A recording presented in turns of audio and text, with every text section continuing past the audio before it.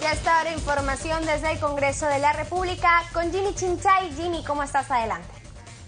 Hola Carla Tello, ¿qué tal? Muy buenas tardes. La presidenta del Congreso, Ana María Solórzano, junto al titular del Jurado Nacional de Elecciones, Francisco Tábara, han convocado a una conferencia de prensa. Vamos a escuchar la conferencia que ha sido convocada. Hemos analizado también cuáles son los principales puntos de la agenda en lo que es reforma electoral que se ha avanzado. Como ustedes saben, tenemos la ley 305 que se modificó la Constitución para impedir la reelección inmediata de los gobernadores regionales, alcaldes provinciales y distritales, que como ustedes saben esto impide a las autoridades electas que pretendan hacer mal uso de los recursos públicos con fines reeleccionistas y facilita también la renovación política. Otro de los importantes avances ha sido el de la silla o curul vacía, a través de la Resolución Legislativa 02-2014-2015 del Congreso de la República, que modificó el reglamento del Congreso para crear la figura de silla o curul vacía, esto la pérdida del escaño parlamentario del congresista condenado por los delitos de terrorismo, tráfico ilícito de drogas, trata de personas, lavado de activos, no pudiendo ser reemplazado por el accesitario. Además de ello, el mismo reglamento también, digamos así, castiga al partido para que pierda este espacio en el Parlamento. También se ha avanzado con ya la ley 30-315, que es de importancia muy especial, porque esto ha modificado sustantivamente la consulta popular de revocatoria de autoridades regionales y municipales. De modo que esto ha dejado de ser un mecanismo de revanchismo político, pues en todos los casos el reemplazo de las autoridades se producirá con los accesitarios del proceso electoral anterior y no como ocurría antes con la reforma, con la realización de un nuevo proceso electoral con el que el perdedor de las elecciones tenía la oportunidad de participar. También la ley 322, que ha sido creada la ventanilla única de antecedentes para uso electoral. Esta ventanilla única, esta importante norma, la tenemos en Colombia, la tenemos en Perú, los otros países vecinos vienen también implementando este mismo sistema. Conversamos con el doctor Tábara la importancia para que la ciudadanía conozca a través de esa ventanilla única de antecedentes, justamente los antecedentes y quiénes son los candidatos en esta contienda electoral. Finalmente, la Ley 20-326, que se realizaron modificaciones a la declaración de hoja de vida de los candidatos a cargo de elección popular con la finalidad de incorporar información relevante para la población sobre la trayectoria moral, política y económica de los candidatos. Así, a partir de ahora, no solo es obligatorio declarar las sentencias condenatorias a penas privativas de la libertad, sino también aquellas que incluyen reserva del fallo condenatorio o aquellas que sin derivar de procesos penales deriven de actos de violencia familiar. Por último, también esta ley permite y exige la declaración de los bienes y las rentas de los candidatos. Entonces, son importantes normas que aprobó el Parlamento, que el día de hoy ya son leyes que están vigentes, y analizamos con el doctor Francisco Tábara el importante rol que el Congreso ha tenido este último año en lo que es reforma electoral, y también queda una tarea por delante para la próxima mesa directiva, para el próximo presidente del Congreso, y no solamente para él, sino para el Pleno, porque ya que tenemos que tener claro que la aprobación de todas esas importantes normas, muchas de ellas requieren votación calificada, y es importante la presencia de cada uno de los parlamentarios, ya que al tener votación calificada requiere, por supuesto, la participación activa de todos ellos. Voy a dejar en uso la palabra al doctor Tábara. Bien, muy buenas tardes ya con todos ustedes, señora doctora Ana María Solórzano, presidente del Congreso. Señores periodistas, ya lo ha dicho de manera muy sucinta, pero elocuente, la señora Presidenta del Congreso de la República sobre las reformas, las leyes que ya se han aprobado. Pero para recordar nada más, el año 2014 se aprobó una ley de repente no muy trascendente, que fue la reducción del periodo de la ley seca, de 72 a 48 horas. En esta legislatura, bajo la presidencia de la doctora Solórzano, se han aprobado media docena de leyes importantes. Debo empezar diciendo de que el Jurado Nacional de Elecciones, el año 2011, presentó, ya no en mi gestión, en la gestión anterior del doctor Hugo Sevino Hurtado, presentó una iniciativa legislativa importante que era un proyecto de códigos, un código electoral sustantivo y un código electoral procesal. ¿Por qué es importante esta iniciativa? Es porque la materia político-electoral aquí en el Perú está regulada por una decena de leyes, entre ellas muchas leyes orgánicas, que no pueden ser vistas, que requieren una mayoría calificada, y además no pueden ser objeto de delegación de facultades. Se trata aquí de unificar sistemáticamente en un solo cuerpo normativo esta decena de leyes para evitar contradicciones, ambigüedades, antinomias, etcétera. Obviamente es una tarea esta de mediano y corto plazo. Presentado el año 2011, el Congreso de la República decidió tratar estos dos códigos como uno solo y están trabajando. Es una tarea a corto y mediano plazo. Otros países tienen un código electoral.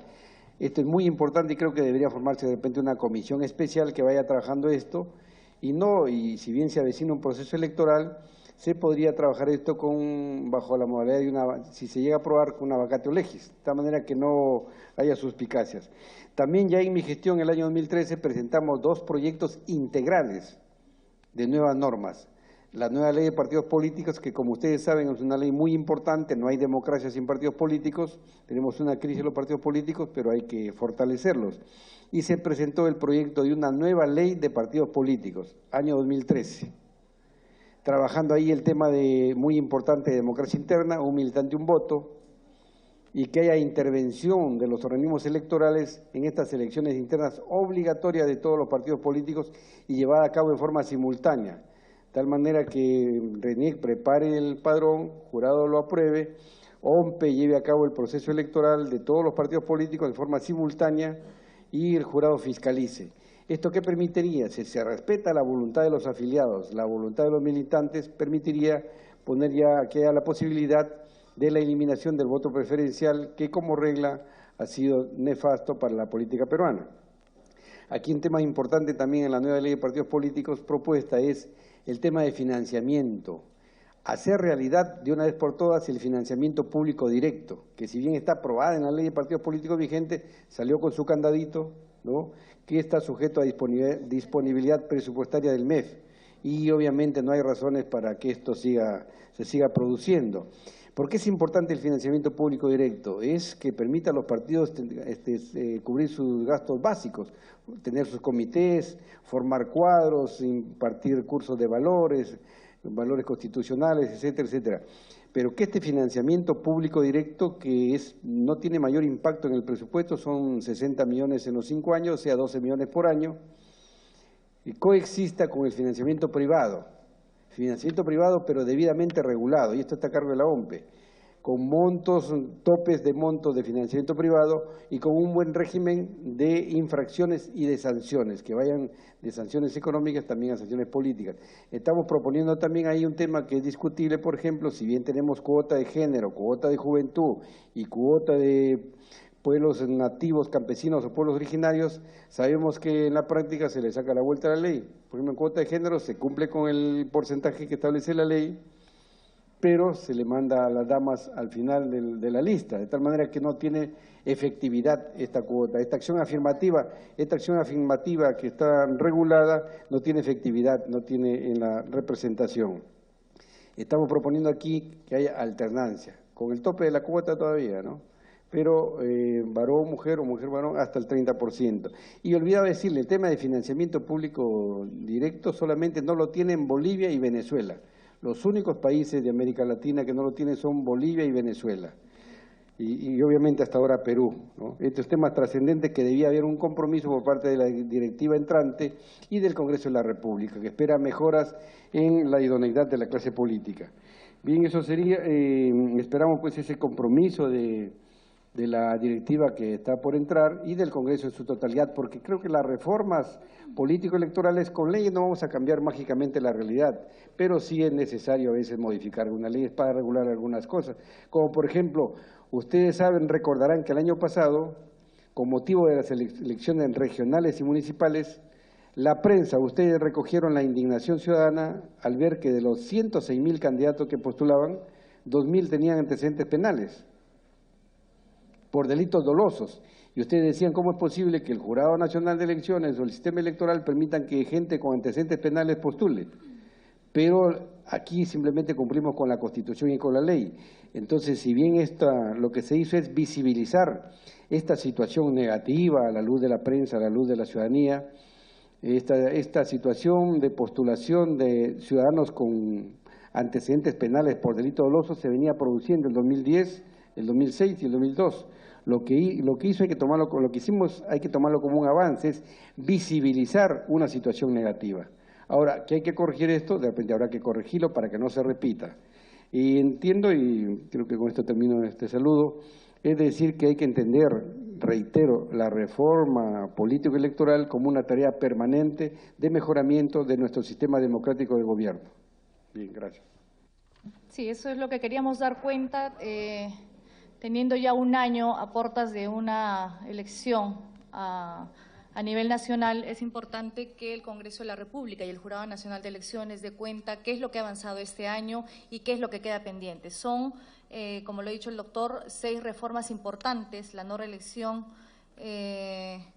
la reelección inmediata, impedir la reelección inmediata de los gobernadores regionales, alcaldes provinciales y distritales, la silla curul vacía, la consulta popular de revocatoria de autoridades regionales y municipales, la ventanilla única, que es una importante ley el día de hoy, ya que permite tener transparencia y saber quiénes son los candidatos, los antecedentes también para el uso electoral, y las modificaciones a la declaración de hoja de vida de candidatos, que también va de la mano, por supuesto, con la transparencia que la población necesita para saber quiénes son las personas que buscan, obviamente, esa confianza del pueblo que se plasma a través del voto.